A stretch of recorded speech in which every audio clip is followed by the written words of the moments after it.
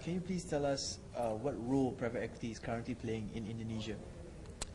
Well, it's first and foremost, it's a new role, and it's beginning to grow quite rapidly to tap into the opportunities that are there for private equity who are willing to take a major stake in Indonesia's growth and to channel the necessary expertise along with the capital that they bring to build out that growth story.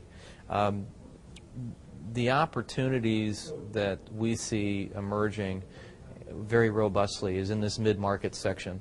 Usually the bigger deals are handled by the known investment banks from all over the world, mostly done with a combination of offshore expertise and structuring with some of their local presence. But where it's being underserviced right now is in the middle section or the mid-market.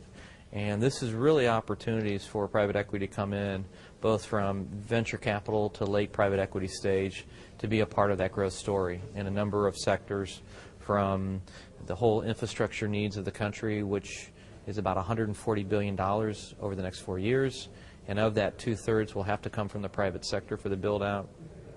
Obviously, the consumer sector is growing and robust, with the mean age less than 28 years of age in Indonesia. So compared to the mean age of 48 in Europe, you've got a much robust market. They want their iPads, they want their BlackBerries, they want to be part of an interconnected social network experience. So these are all things that, for outside private equity that may have not taken a look at Indonesia, it presents a very compelling story as to why they should be focusing on it, and if they're not getting traction in their home market with some stranded companies that they're dealing with. And what are some of the challenges companies may face or investors may face when trying to invest into Indonesia? Well, I think the biggest challenge is that many investors will try to take an approach that works in the advanced economies. That is, bring in the lawyers, structure the contracts, do it, and everyone's going to play by those rules.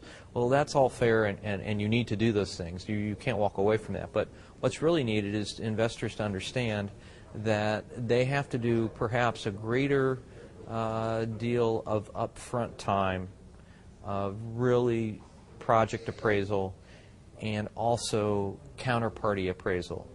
Are they capable? What's their track record? What can I learn from doing a real deep market intelligence background as to why I should be partnering with them?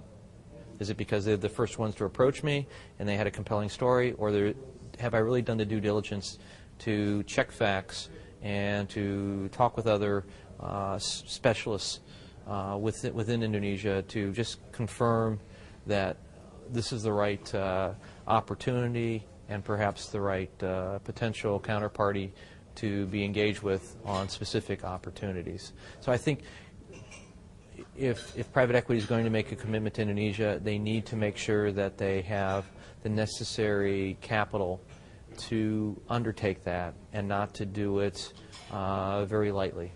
Whatever they're able to invest up front in gaining that market knowledge and properly scrubbing both the deal and who they're working with as a counterparty, they'll be better served. And what sectors should investors, especially foreign investors, look towards when trying to invest into Indonesia? Well, the current hot sectors, obviously, and this has been going on for about 400 years, has always been the country's natural resources. Yeah. So, apart from the hot sectors. So then what you're looking at is where a lot of private equity is trying to do is tap into this growing purchasing power. Mm-hmm. And so, you're dealing with all the consumer staples, you're dealing with electronics, you're dealing with non-bank financial institutions underwriting the leasing of scooters to washing machines and all that, and the fashion and the malls and everything that says I've got some growing monthly personal income, which is discretionary spending. I want to have those things now. So that plays there. I think the next iteration of that will be, again, the build-out of localized production and that will be a good thing. And also with regards to natural resources, where you have to have more of an industrialist type of approach, is to begin to build out the downstream value-add capabilities of a lot of the commodity sectors and natural resource sectors. The other opportunity, which is more strategic and long-term, is dealing with the growth in the provinces. And this is getting off the traditional Java Bali Islands, knowing that of the 14,000 islands in Indonesia, 6,000 of them have populations. And they're going to begin to want the things that the larger metropoles have. So there's that, that constant, there's a rural market, and if we can find a way to package and offer things to them, then private equity has a role to play as well. But what about infrastructure and energy? Those are also hot topics. Yes. Indonesia right now can only provide power to about 60% of the population. So we have a deficit in power generation. We also have a deficit in water, wastewater treatment. Only a third of the population has access to piped water. Yep. So these are two major constraints. Telecommunications is well served. Cell networks all over the place, not an issue. Broadband is coming into other smaller metropoles.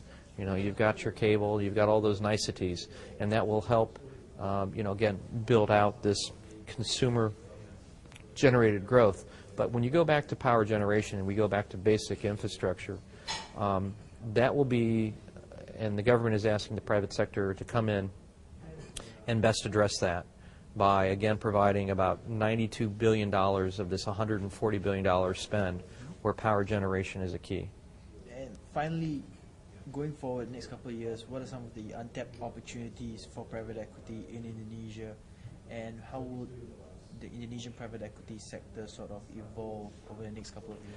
Well, I think many of the opportunities that I touched upon are going to be there for the foreseeable future. Mm-hmm. The real challenge we have right now is building a robust private equity market, and the challenge with that is obviously capacity and capability. So we've got to encourage the skill sets, the expertise to come set up shop in Indonesia, wherever they reside around the world, to partner with Indonesians who have been exposed to, let's say, the private equity investment banking side and looking for opportunities to apply their talents and their skills to be a part of that story. So we're really on the ground floor of private equity, but if you look at Indonesia and in the context of the region in general, you're seeing the major private equity funds, established funds, from New York and from London and Hong Kong and Silicon Valley, if you will, coming and saying, you know what, I'm looking at the ASEAN story, 500 million people, 10 countries, medium age below 28, increasing purchasing power, robust growth, and a lot of that growth is being generated not by traditional trade in the past with Europe and the U.S. and Japan, but more on the interregional trade among the emerging economies of ASEAN and linkages with India and China. So you have this, there's no shortage of capital. There is none whatsoever. There is a shortage of skills and talents that can be brought to bear to robustly develop these opportunities in such a way that they can basically fulfill the requirements of the funds and their LPs. Thank you very much, Edward. Thank you.